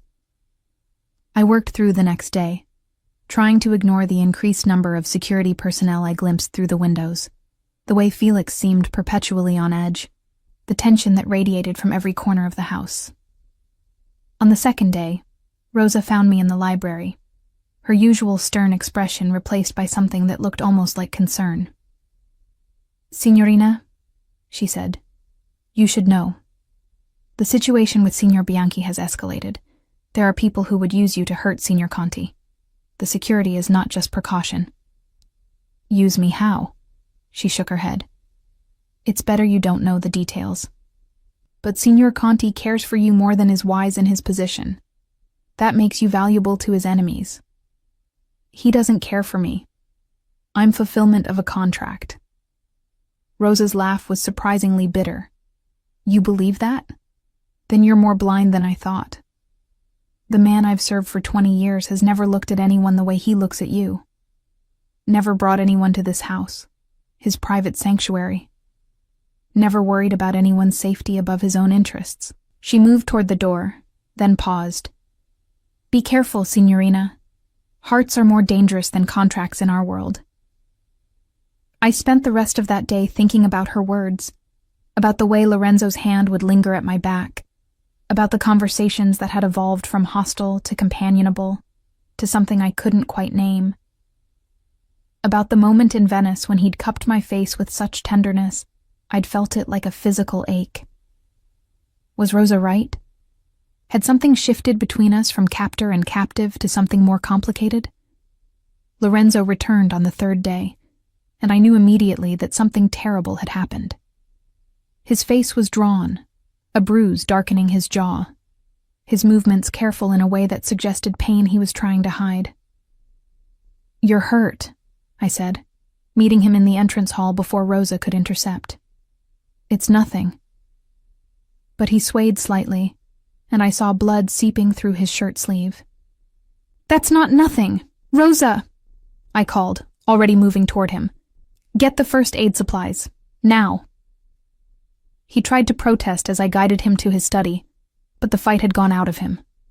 Whatever had happened had taken more from him than just physical injury. I pushed him into a chair and began unbuttoning his shirt with hands that trembled despite my attempt at calm. "You don't have to do this," he said softly. "Be quiet." The shirt came away to reveal a gash along his ribs. Not deep, but angry and still bleeding. Rosa appeared with supplies, then wisely retreated, leaving us alone. I cleaned the wound with careful attention, feeling him tense beneath my touch, but not pulling away. "What happened?" I asked. Giulio decided to test whether I was serious about protecting my interests. He was wrong. Lorenzo's voice was flat, emotionless in the way that suggested deep feeling held rigidly in check. "He won't test again." "Did you kill him?" "No. But he understands now that there are consequences to threatening what's mine." I paused in my work, antiseptic-soaked gauze hovering over his skin. "What's yours?" "You." The word hung between us, weighted with meaning I wasn't sure I wanted to examine. "He sent men to the villa while I was away. Felix stopped them, but it was close. Too close. If you'd been outside, if security had been less vigilant..." He broke off, jaw clenching. "I won't let that happen again." "Lorenzo, I'm not actually yours. I'm here because of a contract, a debt, not because..." "Stop." His hand caught mine, stilling my movements. "Stop hiding behind the contract. We both know this stopped being about your father's debt months ago." My heart hammered against my ribs. "Then what is it about?" He was quiet for so long I thought he wouldn't answer. When he finally spoke, his voice was barely above a whisper. "It's about the fact that for the first time since my mother left, I don't feel alone. It's about conversations that make me forget the weight of everything I carry. It's about seeing you smile when you solve a particularly difficult translation and feeling something I thought I'd lost the capacity for." His eyes met mine, and the vulnerability in them stole my breath. "It's about caring for someone in ways that make me weak, that give my enemies weapons to use against me, and not being able to bring myself to regret it." I should have pulled away, should have reminded him about power dynamics and captivity, and all the reasons why anything between us was impossible.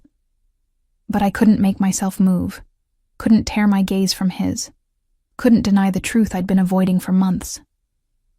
"This is insane," I whispered. "Yes." His hand came up to cup my face, his thumb brushing across my cheekbone. "But insanity seems to be my natural state. The contract still stands. I'm still here against my will." "Are you?" The question was gentle, without accusation. "If I told you right now that you could leave, that the debt was forgiven, that you were free, what would you do?"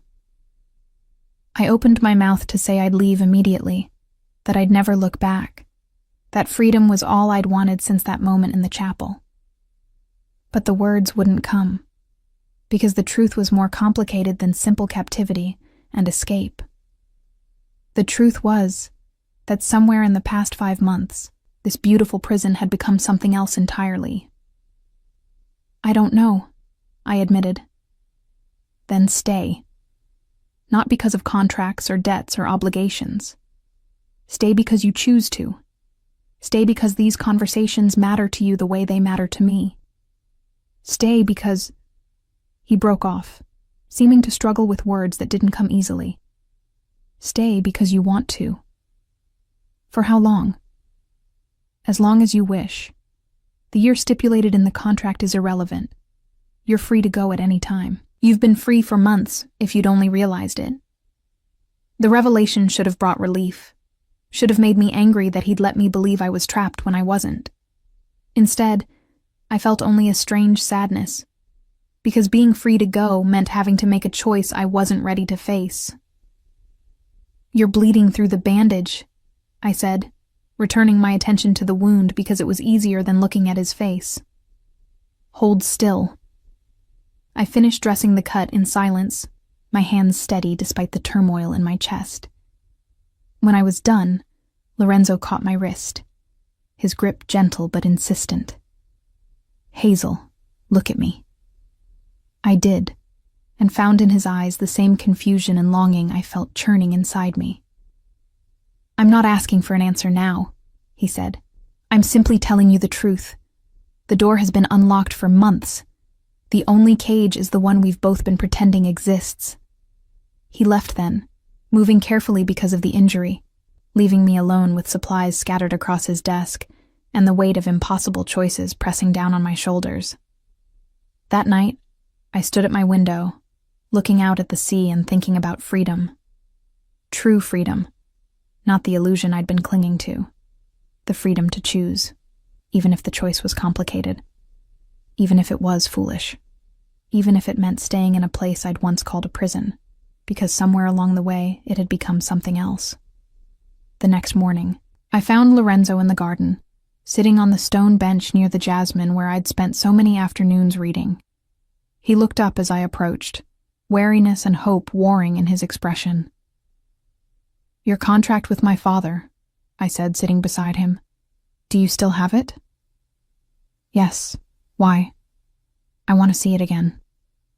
He pulled out his phone, scrolling through files until he found what he was looking for. The scanned document appeared, my father's signature stark at the bottom. I studied it for a long moment, this piece of paper that had dictated so much of both our lives. "Burn it," I said. "What?" "Burn it. The original, this copy, all of it. I don't want this between us anymore." Lorenzo's expression was unreadable. And then what? What would be between us? "I don't know, but I'd like to find out." I turned to face him fully. "Not as your captive, not as fulfillment of my father's debt, just as Hazel and Lorenzo. Two people trying to figure out what this is. You're choosing to stay. I'm choosing to see what happens if I do. There's a difference." He smiled then, genuine and unguarded, and it transformed his face into something almost beautiful. "I'll take it. There are conditions." "Of course there are. You stop making decisions for me. No more security teams I don't know about. No more controlling where I go or what I do. If I'm staying, it's as an equal, not a possession." "Agreed. What else?" "Honesty. Complete honesty. No more half-truths or omissions. I need to know exactly who you are and what you do. All of it." His expression sobered. "Some truths are dangerous, Hazel. The less you know about certain aspects of my business. I'm either all in or I'm gone. You don't get to protect me from reality while claiming we're equals." He considered this, and I saw the moment he made his decision. "All right, complete honesty. Though I warn you, you may not like everything you learn. Probably not. But I'd rather know the truth than live with comfortable lies." We sat in silence for a while, the morning sun warming the garden around us, the scent of jasmine heavy in the air. This should have felt like victory. Instead, it felt like standing at the edge of something vast and unknowable, like the moment before jumping, when you're not entirely sure there's water below. "The contract," Lorenzo said finally. "I'll have Felix bring the original from the safe deposit box. We'll burn it together. And then? Then we see what happens when two people choose each other without obligation or debt, when it's just us." "Just us," I repeated, testing the words. "That's terrifying." "Yes," he agreed, "but possibly worth the fear." That evening, we stood in the garden as the sun set, a metal waste bin between us. Lorenzo held the contract, the original, retrieved from Geneva that afternoon, and looked at it for a long moment. This document shaped 5 months of both our lives, he said. Brought you here. Forced proximity that became something neither of us expected. Part of me wonders if burning it is wise. Cold feet? Reasonable hesitation. Once this is gone, we're starting fresh. No excuses, no predetermined endpoint. Just whatever we build from here. Isn't that better than being bound by my father's mistakes? It should be. But it's also more frightening. Obligations are comfortable in their predictability.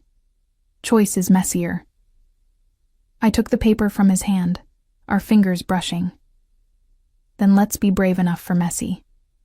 I held the corner of the contract to the small flame Lorenzo produced, watching as fire caught and spread. The paper blackened and curled, my father's signature disappearing into ash. Lorenzo's hand found mine, our fingers interlacing as we watched 5 months of captivity and obligation transform into smoke that rose toward the darkening sky. When it was gone, when nothing remained but ashes, Lorenzo turned to me. So now what? Now, I said, you take me to dinner. Not in the villa where Rosa watches with disapproval. Out, in the world, like 2 people on a date instead of captor and captive. A date, he repeated, and something like wonder crossed his face. I don't think I've been on an actual date in 20 years. Then it's long overdue. We drove to a small restaurant in a village 10 minutes from the villa, a place where everyone clearly knew Lorenzo, but respected his privacy enough not to stare. We ate pasta and drank wine and talked about everything and nothing. Books we'd read, places we'd traveled, the small absurdities of daily life that had nothing to do with contracts or obligations or the weight of empires. It felt normal, beautifully, impossibly normal. Walking back to the car, Lorenzo's hand found mine, and I let it stay there, our fingers interlaced. The night air was cool, carrying the scent of the sea and wild rosemary that grew along the roadside. Hazel, he said, stopping under a streetlight that cast us both in amber light. I need to tell you something. More honesty? Yes. He turned to face me fully, his expression serious. What's developing between us? It puts you at risk. My enemies will see you as leverage. Tonight proved that. Choosing to stay, choosing me, means accepting that danger. I know. Do you? Because it's not theoretical. Giulio's attempt was just the beginning. There are others who would use you to hurt me, who would take you to force my hand, who would... He broke off, jaw clenching. I can protect you, but I can't guarantee safety. Not completely. Lorenzo. I stepped closer, close enough to feel his warmth. I survived 5 months believing I was your prisoner. I think I can survive being something more by choice. That's not the same thing. No, it's better. Because now I know what I'm choosing, and I'm choosing it anyway. He studied my face in the lamplight, looking for doubt or fear. Whatever he saw must have satisfied him, because he leaned down, slowly, giving me time to pull away if I wanted. I didn't want to. His lips met mine gently, a question more than a demand. I answered by pressing closer, my hands finding their way to his shoulders, feeling the solid strength of him beneath expensive fabric. The kiss deepened, became something that tasted of wine and want, and the strange alchemy of 2 people finding connection in the most unlikely circumstances.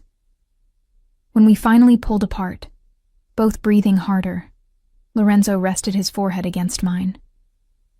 I'm falling for you, he whispered. Have been for months, possibly since you stood in that dressing room and promised to gut me with a pearl button if I didn't stop unbuttoning your dress. I laughed despite myself. I never said that. Your eyes did, very clearly. And you fell for me anyway? Especially because of that. You were terrified and angry and completely defiant all at once. It was magnificent. We drove back to the villa in comfortable silence, his hand resting on my knee, my head leaned against the window watching the familiar landscape pass. When we arrived, Rosa was waiting with her usual disapproval. "You're late," she said. "Dinner's at 8. "We ate in the village," Lorenzo replied, utterly unrepentant. "Thank you for your concern, Rosa. We'll manage from here." She harumphed but retreated, and I could have sworn I saw the ghost of a smile on her severe face. "She's warming to me," I said. "She's been warm to you for months. She just expresses it through criticism." In the villa's entrance hall, Lorenzo pulled me close again, this kiss slower, deeper, weighted with months of tension finally released. When we separated, we were both flushed, hearts racing. "Stay with me tonight," he said. "Just sleep, just company. I don't want to be alone." The vulnerability in the request undid me. Okay. His bedroom was at the villa's opposite end from mine, larger, with windows that overlooked the sea. We undressed separately, carefully, before climbing into a bed that could have fit 4. He drew me against his chest, my back to his front, his arm draped over my waist. "Tell me about your father," he said softly. "Not the man who stole from me. The father you knew." So I did. I told him about Sunday morning pancakes and the way my father would sneak extra chocolate chips when my mother wasn't looking. About his patient explanations of mathematics that had seemed like magic to my child's mind. About the year after my mother died, when grief had hollowed him out, but he'd still shown up every day, making breakfast and helping with homework and pretending to be okay for my sake. "He sounds like a good man who made terrible choices," Lorenzo said when I finished. He was. He did. I turned in his arms to face him. "Like someone else I know, I've made far more terrible choices than your father, Hazel. Don't romanticize me." "I'm not. I see exactly who you are. That's why I'm here." He kissed me then, soft and searching, and I felt something shift between us. The last barrier falling, the final resistance crumbling. This was no longer about contracts or debts or obligation. This was about two people finding connection in the wreckage of circumstances neither had chosen. We fell asleep tangled together, the sound of waves against the cliffs mixing with our breathing, the moonlight painting silver patterns across the floor. And for the first time since that day in the chapel, I felt something like peace. I was choosing this. Choosing him. Choosing us. Whatever came next, it would be my decision. September brought a change in the air. Subtle but undeniable. The first whisper of autumn that would eventually cool the summer heat. I'd been at the villa for 7 months now, though the word "at" felt wrong. I wasn't at the villa. I lived there. With Lorenzo. As his, what? Partner seemed too simple. Girlfriend too juvenile for what we'd become to each other. We'd settled into new rhythms. I still worked in my sitting room, but often Lorenzo would join me, bringing his own laptop and working in companionable silence beside me. We explored the coastline on weekends, venturing to small villages where he was known, but not stared at, where we could walk hand in hand like any normal couple. We read together in the evenings, debating books with a passion that sometimes led to arguments that ended in kisses. It felt like building something real from the ashes of what we'd been. But the past has a way of refusing to stay buried. I was in Lorenzo's study, searching for a reference book he'd mentioned, when I found it. A small leather journal wedged behind the heavier volumes on the bottom shelf. It fell open as I picked it up, revealing pages covered in cramped handwriting I recognized instantly. My father's handwriting. My hands trembled as I turned the pages, reading entries that dated back 12 years. Transaction details, account numbers, careful notations about money moved through various channels. And near the end, one entry that made my blood run cold. Final insurance. HLD wrist. Tell Hazel when she's ready. May God forgive me for using my daughter this way. H.L. D. Hazel Louise Dubois. My full name, the one only my father had used. Wrist. I pulled back the sleeve of my blouse, staring at the delicate floral tattoo I'd gotten on my 20th birthday. A gift to myself, a small rebellion against grief. The design curved around my wrist, tiny flowers intertwined with what I'd always thought were decorative flourishes. But now, reading my father's entry, I saw them differently. The curves weren't decorative. They were numbers. Coordinates, perhaps, or account information, disguised as art. My father had tattooed the location of Lorenzo's money onto my skin. The journal slipped from my hands, clattering to the floor. I stood frozen, pieces falling into place with horrible clarity. My father's insistence that I get a tattoo for my birthday. His suggestion of that particular design. His death 3 weeks later. Had it really been a heart attack, or had someone found him first? The insurance money that had appeared, exactly enough for college, but nothing extraordinary. As if he'd calculated to the dollar what I'd need to survive without drawing attention. He'd known he was going to die. He'd prepared for it. And he'd left the stolen money's location encoded on my body, where no one would think to look. Hazel?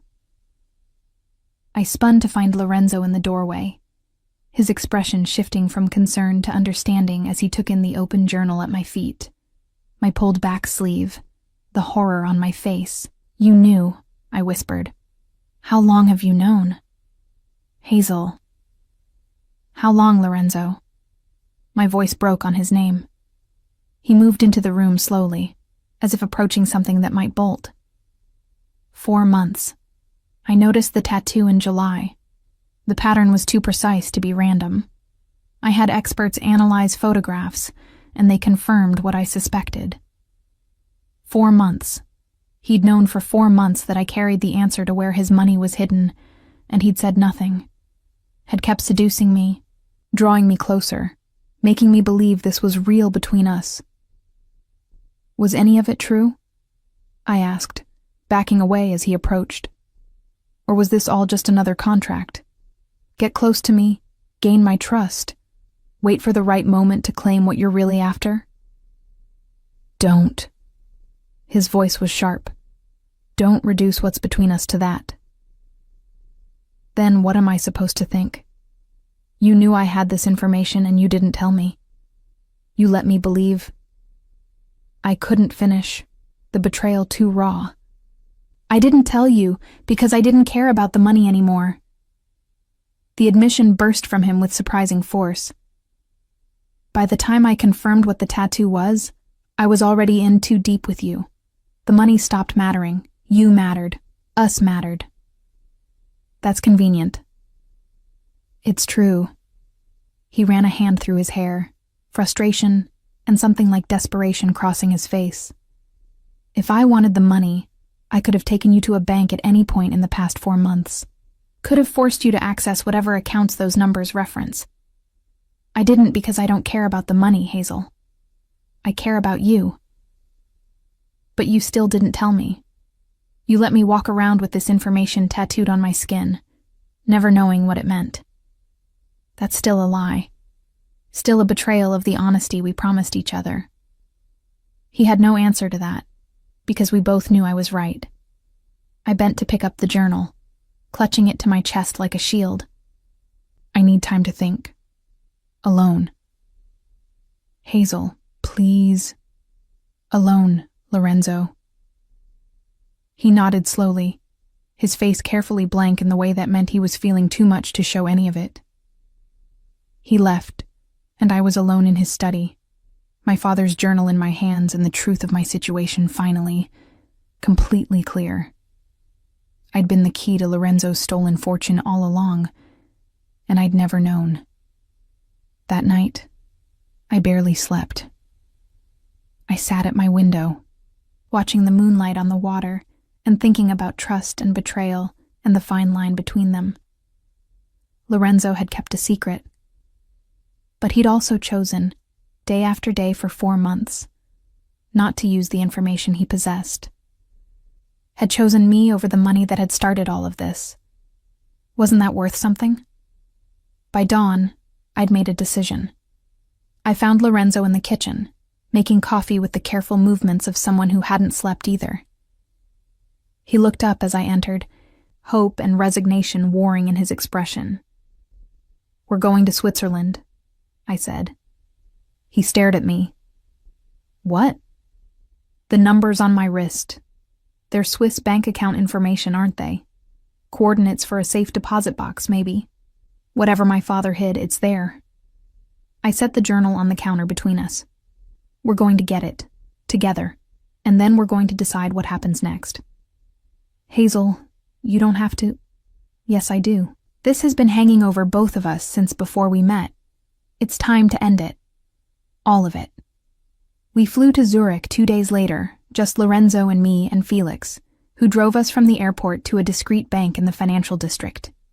The account numbers from my wrist, decoded by a cryptographer Lorenzo trusted, led us to a private vault room where a bank officer produced a single safe deposit box and left us alone. Lorenzo looked at me. "Are you sure about this? Open it." Inside was a single USB drive and a letter addressed to me in my father's handwriting. I picked up the letter with shaking hands, leaving Lorenzo to examine the drive. "My dearest Hazel, if you're reading this, then my sins have finally caught up with me, and you found yourself paying for choices I made out of desperation and fear.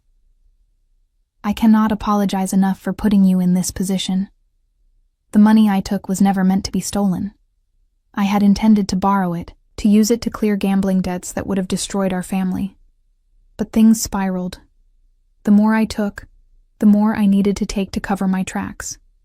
By the time I realized how deep I'd gone, there was no way back. The USB drive contains access to accounts holding approximately 3 million euros, the original amount I took from Lorenzo Conti, minus what I'd already spent trying to buy time. I've tried to make it whole, though I know money can never truly repay what I've stolen. I tattooed those numbers on your wrist because I knew no one would think to look there. I told myself it was insurance, protection for you if anything happened to me. But the truth is simpler and more shameful. I was a coward. I couldn't face the consequences of my actions, so I made them your burden instead. If Lorenzo Conti is reading this, and I imagine he is, please know that my daughter is innocent in this. Whatever debt I owe, let it end with me. Hazel deserves a life free from the shadows of my failures.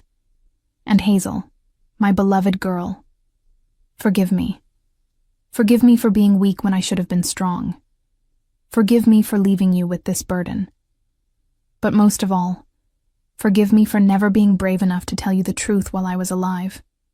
You were always braver than me. I pray you'll be brave enough to survive what I've done. Your loving father. I read the letter twice, tears streaming down my face. Lorenzo stood silently beside me, giving me space to process what felt like a final conversation with a man 7 years dead. He knew, I finally said. He knew what this would do to me, to us. He was trying to protect you the only way he knew how. By making me the keeper of stolen money I didn't know I carried. I laughed, bitter and broken. That's not protection, Lorenzo. That's cowardice. Yes. His hand found my shoulder, a gentle anchor, but it was cowardice born of love, twisted and misguided, but love nonetheless. I turned to him, this man I'd hated and feared and gradually impossibly come to love. The money. Take it. That's what this was always about, right? The debt is settled. I don't want it. Lorenzo. I don't want it, he repeated firmly. The money stopped mattering months ago. You matter. What we're building matters. This. He gestured at the USB drive. This is just numbers. It doesn't change anything between us. It changes everything. It means you were right from the beginning. My father did owe you. This debt was real, which means our entire relationship has been built on you collecting what was yours. No. He cupped my face in his hands, forcing me to meet his gaze. Our relationship was built on proximity forced by circumstances. But what it became, that was choice. Yours and mine. This money, this debt, it's the past. I want a future. With you, if you'll still have me. Why? The question burst out of me. Why me? You could have anyone. Why choose someone who came with so much complication? Because you're brave enough to stand in a dressing room and promise violence over pearl buttons. Because you argue about books with passion that makes me forget everything else. Because you saw the monster I am, and chose to stay anyway. His thumb brushed away my tears. Because I love you, Hazel, and I don't care if it started because of a contract or a debt or your father's mistakes. What matters is what we choose now. You love me, I repeated, testing the words. Desperately, completely, in ways that terrify me.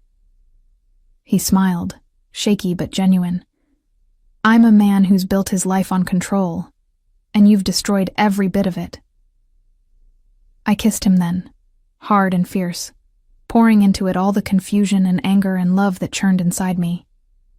His arms came around me, holding me close, and I felt the truth of what he'd said. This had started as a contract, as obligation, as repayment of a debt neither of us had chosen. But what it had become was something else entirely.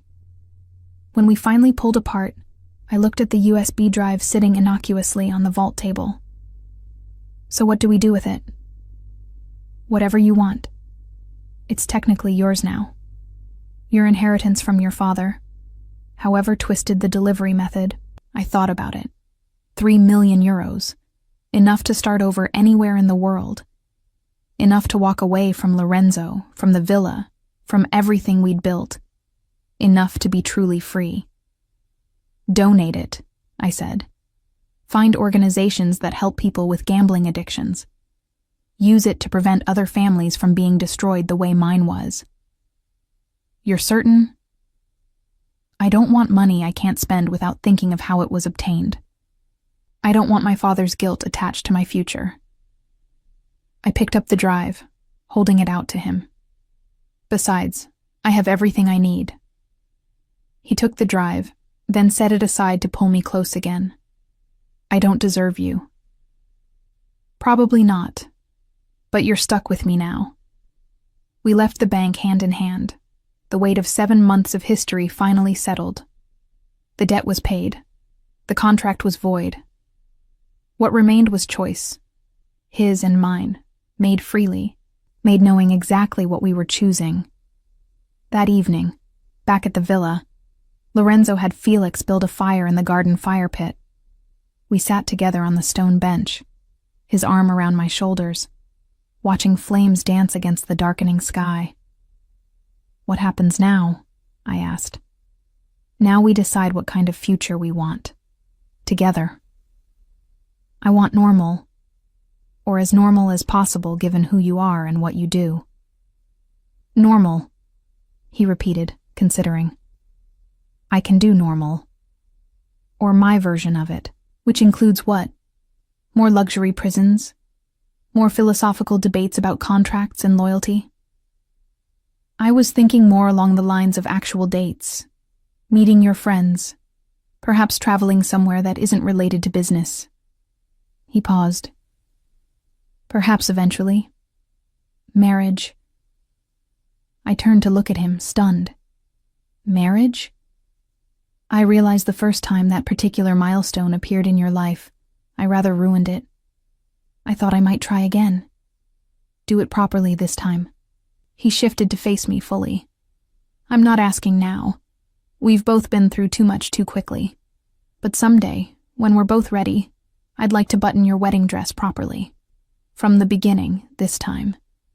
Tears pricked my eyes again. But these were different. Warm instead of painful. That's possibly the most ridiculous proposal that wasn't actually a proposal that I've ever heard. Is that a yes?